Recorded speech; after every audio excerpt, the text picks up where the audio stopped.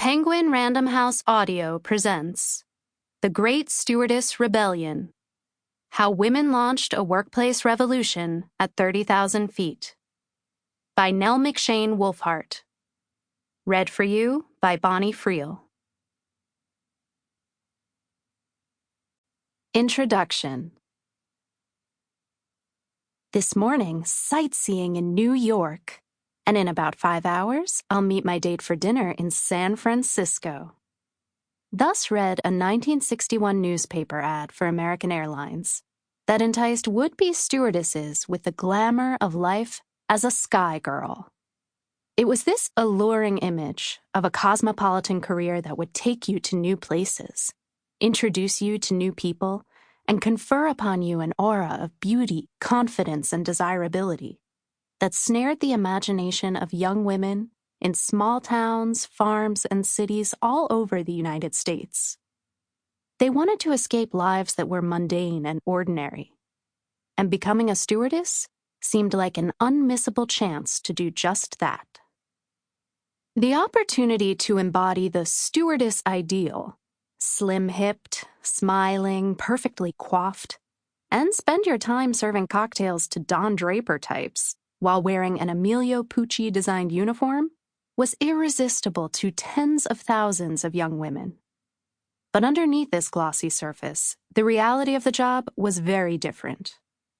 Appearance standards mandated that the women working the cabin adhere to strict weight limits, that they be physically inspected to be sure they were wearing girdles, that they have clear complexions, perfect eyesight, even teeth, no scars, and be, as often as possible, white. It wouldn't be much of an exaggeration to say that in the 1960s, the airplane cabin was the most sexist workplace in America. Stewardesses were required to be unmarried, a demand the airline stuck to perversely well after nearly every other industry had dropped this rule.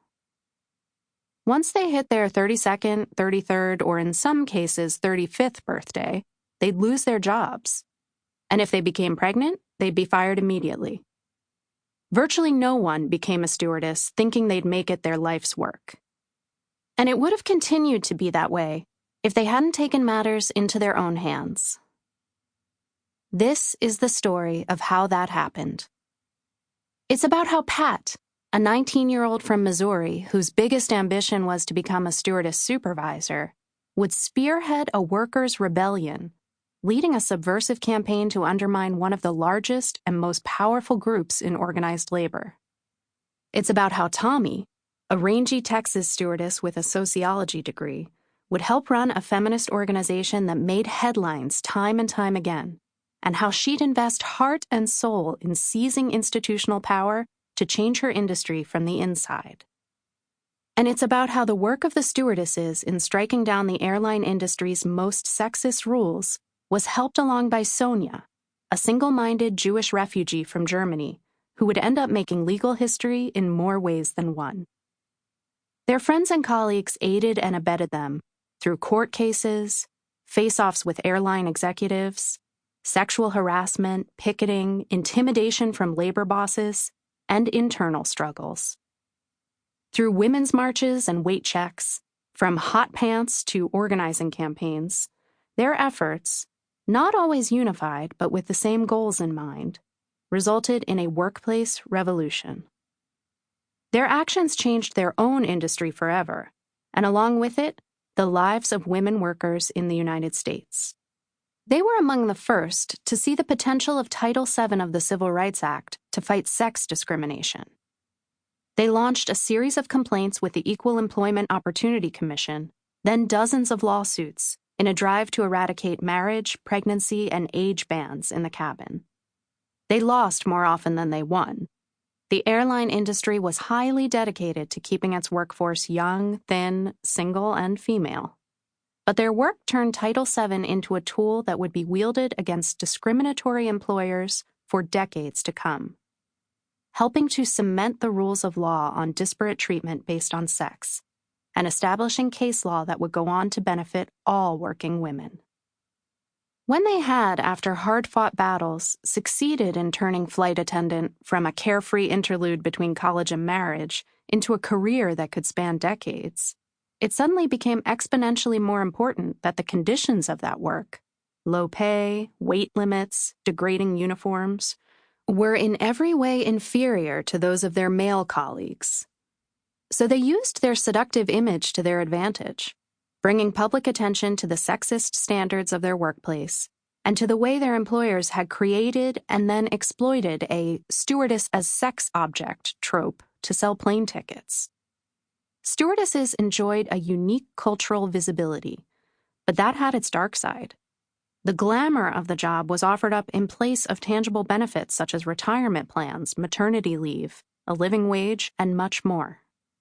Turning to their union for help, they found little forthcoming from the men in charge. So they decided to seize that power for themselves, looking to homegrown leaders who would take the radical step of breaking away from an extremely powerful labor organization to form their own women-led union. Flight attendants might seem like unlikely figureheads of the women's movement. It's hard to view them as the militant union leaders, passionate organizers, or aggressive litigators they were. It was all too easy to underestimate them, something that was quickly discovered by the very people they were fighting. The airline executives who forced them into paper dresses and go-go boots, and the unions that treated them as decorative mascots rather than workers or colleagues. The flight attendants' achievements are, even from today's perspective, remarkable. They forced the airlines to promote them alongside men, to pay them fairly, to treat them as legitimate workers. The Stewardess Rebellion is a story of harnessing the energy of the women's movement to make radical change. It's a story of seizing power from the powerful. And for Pat and Tommy and many of their friends, it's a story of unexpected personal transformation. But the flight attendants' biggest victories were only achieved through tenacious collective action, and through behavior that was anything but ladylike. Part 1. Pat. Chapter 1. Honey Buns on the Charm Farm. Pat Gibbs became a stewardess to get away from her mother. Gracie Gibbs was a showboat, the best-known person in Springfield, Missouri. She had 6 children and a thirst for fame. When she and her husband started working at Sifferman's, a local appliance store, black and white televisions were making their first appearance on the shelves. Gracie, who had an air of glamour and an endless belief in her own abilities, convinced the owner to let her star in his commercials, and she soon became known as the face of Sifferman's. When she and Pat's father Bob opened their own store, Appliances by Gracie, TV stations, still new, were in need of content. Gracie launched her own talk show, Gracie's Good Neighbor.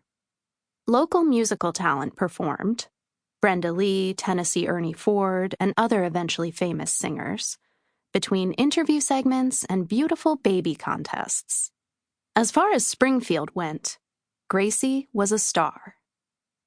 Pat, who was second eldest, and her 5 brothers and sisters all made appearances. Though Gracie wouldn't let them hold a script, they were expected to remember all their lines.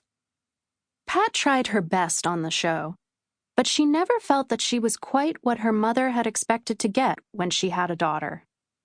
Her mother bought her ballet lessons. Pat traded them for trampoline classes.